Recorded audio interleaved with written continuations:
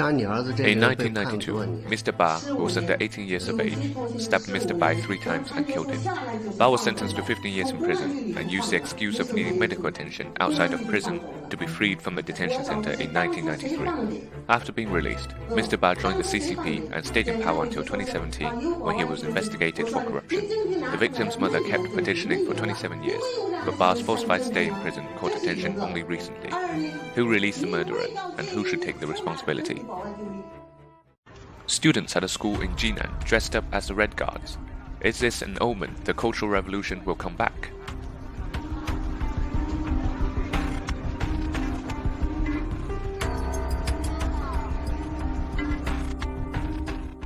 In mountainous region in Liangshan, Sichuan, school students' lunch is rice balls in plastic bags. Natural disasters hit the northeast, which is known as a grain belt, and was severely flooded. Official media was silent over the matter.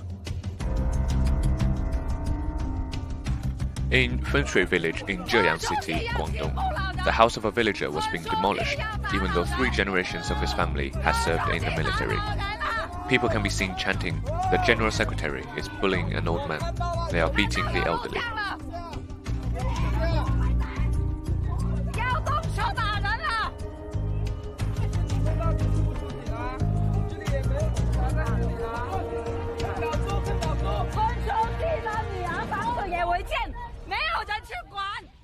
The Inner Mongolia Education Bureau fabricated parents' signatures on notices asking students to return to school before a deadline. At Wulacheqian County in Bayanaor City, Inner Mongolia, the Education Bureau sent a notice to ethnic Mongolian parents setting a deadline for students to return to school. Government officials fabricated the parents' signatures on the signed documents. One particular parent can be seen on video denying their signature belonged to them, saying that they have never signed anything like this.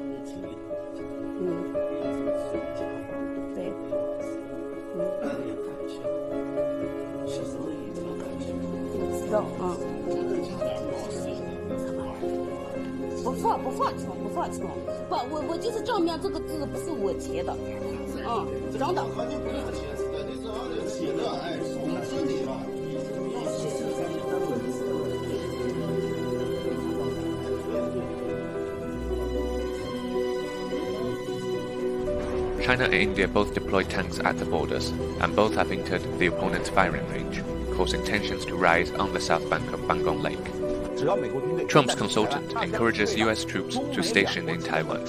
China has stated that they will retaliate at any cost, meaning a direct military game between China and the US, and that a military conflict can be triggered at any moment.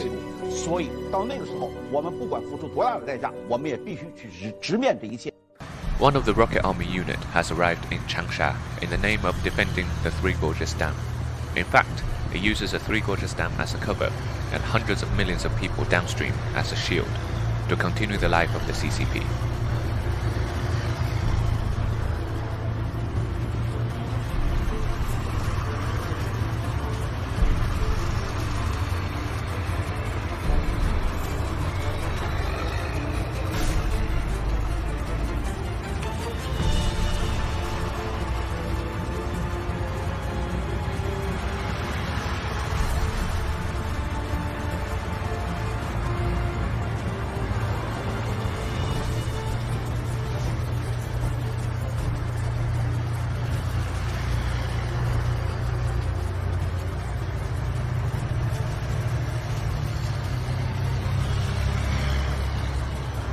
Su-35, a PLA fighter plane flying over the Taiwan Strait and the South China Sea, crashed in Guangxi.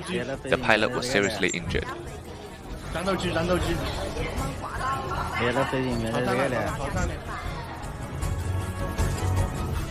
The Global Times quoted the Washington Post and criticized Pompeo, the worst Secretary of State in American history.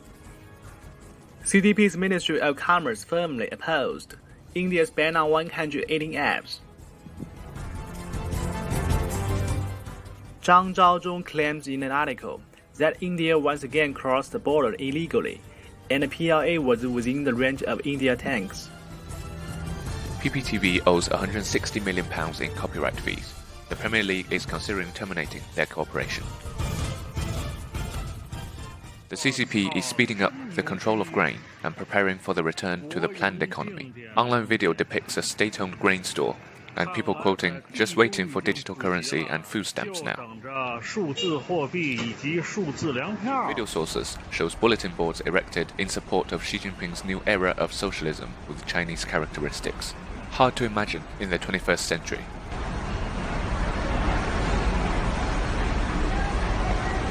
Yesterday, in the streets of Wuhan, people participated in a memorial to the dead.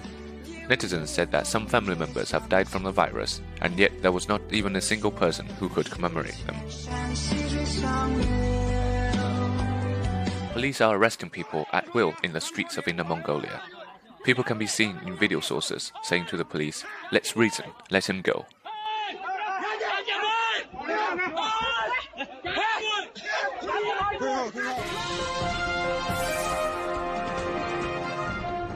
My wife Lauren, as well as my two baby girls, and myself, we have all tested positive for COVID-19.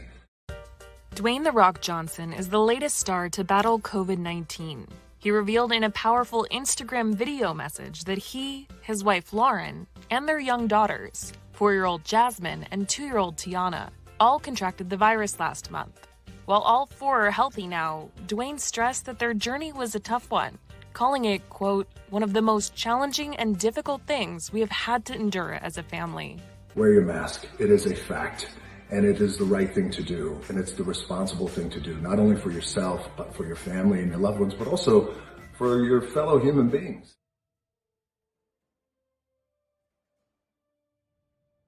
I'm reading a headline from the leftist Economic Policy Institute. Trump has not brought manufacturing jobs back. You want to answer that? Sure. We were able to go up over 500,000 manufacturing jobs when in the previous administration, Joe Biden and Barack Obama lost 200,000. One of the things that really heartened me last week was the ISM Manufacturing Index really popped up again. I think it's around 56 now, which is a very robust number, Stuart. And I think that we are continuing to work hard to make sure that the men and women who work with their hands have good jobs at good wages, and that's a primary focus of President Trump and mine. Now, sometimes it seems to me that China is actually doing better than us emerging from the virus. What's your comment on that? We are focused on defeating the China virus. They are doing what they're doing. We like our economy better than theirs. They have, obviously, a mercantilist, protectionist economy. Ours is a free market, free trading economy. But what we're focused on right now, Stuart, is getting folks back to work. And I think some of the untold stories of this pandemic is how we're actually creating jobs at the same time we're defeating the virus.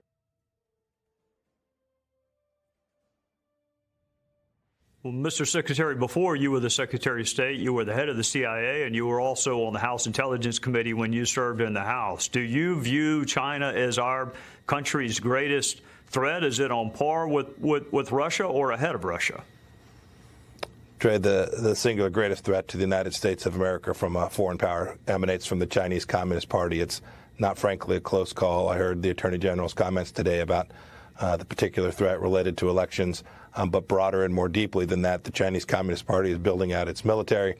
It has infiltrated the United States in ways that Russia has not, and its economic might has been used through state-owned enterprises and subsidizing companies to destroy tens of thousands of jobs all across the heartland in America. It's unacceptable behavior, and President Trump's not going to permit it to continue. And then, of course, we're all suffering even today from the Wuhan virus. The Chinese Communist Party had a chance to slow it down, to stop it, to let the world know what was taking place. And instead of giving us full disclosure, they covered up. This is thousands of lives and billions of dollars in wealth destroyed in the United States and all across the world. This is what authoritarian regimes do. It's what President Trump is working to make sure they can never do again to America.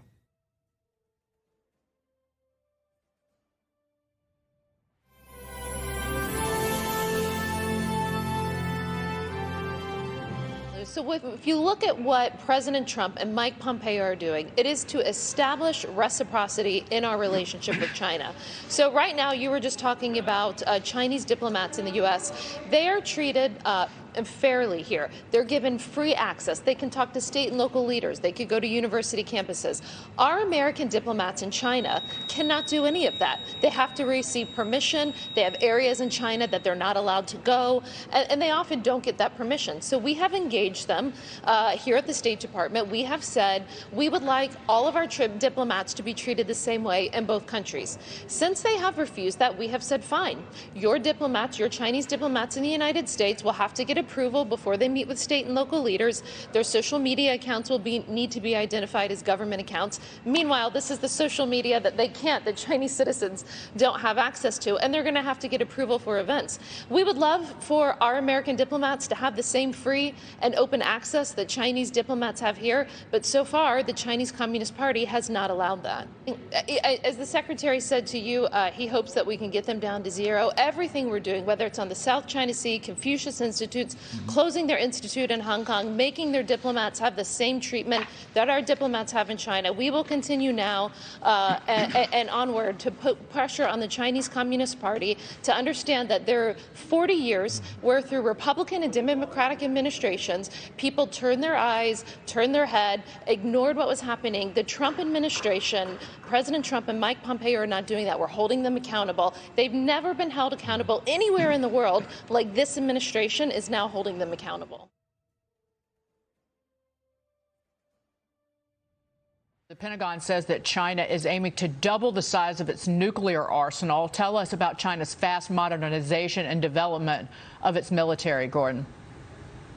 Well, China clearly is going to double its number of warheads, as the Pentagon report says. There are actually suspicions that China's been testing devices in its modernization drive. Basically what Beijing is doing is it's building a military that is more than it needs to defend itself, because no country threatens China. So essentially what China is trying to do is build the forces that would allow it to break apart its neighbors, as it's currently trying to do. And that really means that we're seeing countries on China's periphery start working very closely together. So although China is building this big military, and that is frightening, China can't really win the race because it's racing against everybody else.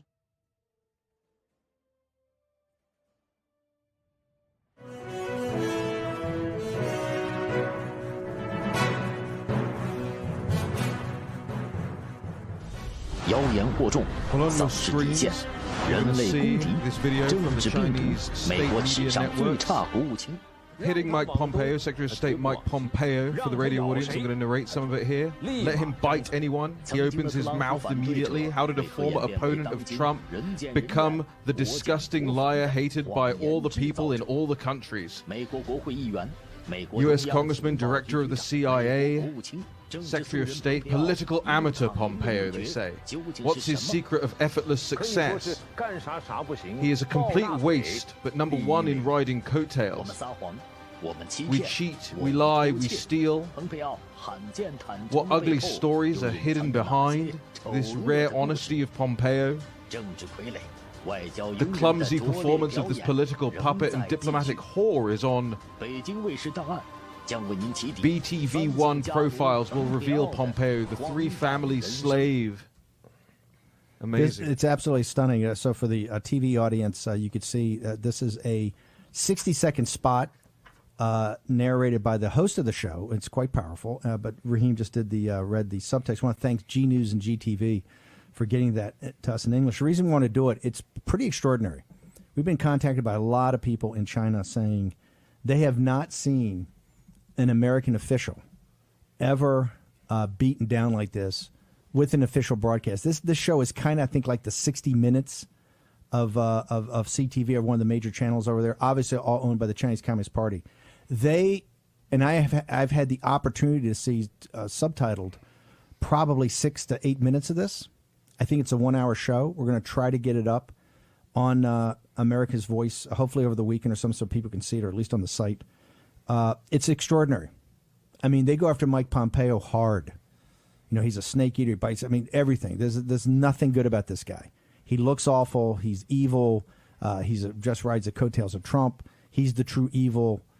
On and on and on again. And my understanding is that people like Peter Navarro and Tom Cotton and others are going to be in the lineup as they come.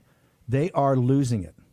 Democratic Party and the progressive left is losing it here, and that's where they're striking out and attacking.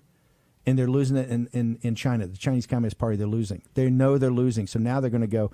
Remember, with the firewall up, this is the poison that is put into the Chinese people day in and day out. That's why the new federal state and the whistleblower movement and all these things are coming together of people saying, hey, we need to get accurate information because we can make our own decisions, right? But this is this poison that's put out by the Chinese Communist Party. And they've taken on a guy like Mike Pompeo, who's nothing short of a hero, and short of a hero to the Chinese people that are...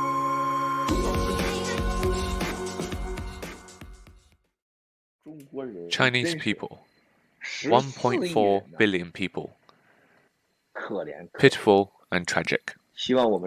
Hopefully, this time, after the new federal state of China takes down the CCP, Chinese people can find the dignity we should have had. Recently, when I watched that video about Chinese making 4,000 RMB per year, 4,000 RMB per capita per year, we really have to talk about this. Several of our friends from Japan will all take office soon. Kudos to them. Next, they will have two plans of action, one short-term and one long-term. Regardless of which plan, they will work with us. Regardless of which plan, they will support the new federal state of China. Also, they will make great changes. I can tell you a little bit in advance. They will definitely visit the US first. They will come to America first. After their visit, big events will take place.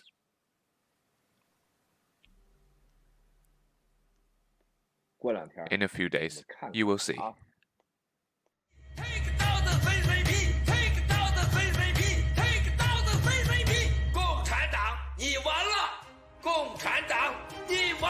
More than 7,000 healthcare workers have died worldwide from coronavirus, according to Amnesty International, with Mexico logging the highest death toll among medical staff.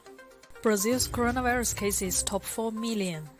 Steroids have been confirmed to reduce the risk of death in patients suffering from severe cases of COVID-19. Australia extends international travel ban. New Zealand to maintain coronavirus curbs until mid-September. Virgin Atlantic to cut over 1,000 more jobs.